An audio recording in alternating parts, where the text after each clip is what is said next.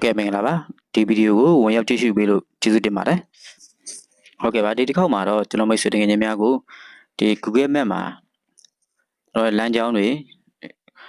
လမ်းအမည်တွေထည့်သွင်းလို့ရတဲ့နည်းလေးကိုကျွန်တော်ဒီဗီဒီယိုမှာကျွန်တော်မျှဝေပေးမှာဖြစ်ပါတယ်ဟုတ်ကဲ့ပါဒီအကြောင်းလေးကိုတော့ကျွန်တော်ရဲ့ comment မှာမိတ်ဆွေတယောက်ကမေးထားတာဖြစ်ပါတယ်ဒါလေးကိုကျွန်တော်ဗီဒီယိုလုပ်ပြီးတော့ပြန်လည်မျှဝေပေးမှာဖြစ်ပါတယ်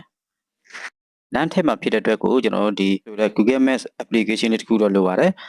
ဟုတ်ကဲ့ပါဒါဆိုတော့မိတ်ဆွေတို့ဖုန်းတော့မရှိသေးရင်တော့ဒီ application လေးကိုမိတ်ဆွေဒီ Play Store မှာအလွယ်တကူ install လုပ်လို့ရပါတယ်ဟုတ်ကဲ့ပါဒါဆိုတော့ဒီ Maps ဆိုတဲ့ application လေးကိုကျွန်တော်တွားပါမယ် Maps ဆိုတဲ့ application လေးတွားပြီးရင်ကျွန်တော်ဒီကိုထည့်ကျင်တဲ့လမ်းကြောင်းကိုရွေးပေးရမှာပေါ့နော်အရင်ဆုံးကိုအမိပေးကျင်တဲ့လမ်းကြောင်းကိုရွေးပေးရမှာဖြစ်ပါတယ်ကျွန်တော်တို့ဒီလမ်းကြောင်းကိုကျွန်တော်ထည့်မှာဖြစ်တဲ့အတွက်ကိုကျွန်တော်တို့ဒီလမ်းနေရာမှာကျွန်တော်နှိပ်လိုက်မယ်လမ်းတဲ့မှာကျွန်တော်ထောက်လိုက်မယ်ပြီးတဲ့ခါကျရင်ကျွန်တော် report a problem or drop pin ပေါ့နော်ဒါလေးကိုကျွန်တော်နှိပ်လိုက်မယ်ပြီးတဲ့ခါကျရင် as a face road ပေါ့နော်ဒါလေးကိုကျွန်တော်နှိပ်လိုက်မယ်ပြီးတဲ့ခါကျကျွန်တော် road name ပေါ့နော် road name ဆိုတော့အမည်ပေးမှဖြစ်တဲ့အတွက်ကို road name ကိုကျွန်တော်ယူလိုက်မယ်ပြီးတဲ့ခါကျဒီလမ်းမှာကျွန်တော်တို့ထောက်ပေးရမှာပေါ့နော်ကိုထည့်ခြင်းတဲ့လမ်းမှာအမည်ပေးခြင်းတဲ့လမ်းမှာကျွန်တော်တို့ထောက်ပေး black လေးနဲ့ကျွန်တော်ထောက်လိုက်မယ်နှစ်ချက်ထောက်လိုက်ရင်ကျွန်တော်တို့မှာအမည်ပေးမှဖြစ်တဲ့အတွက်ကိုကျွန်တော်ဒါလေးကိုကျွန်တော်နှိပ်လိုက်မယ်နှိပ်ပြီးရင်ကျွန်တော်တို့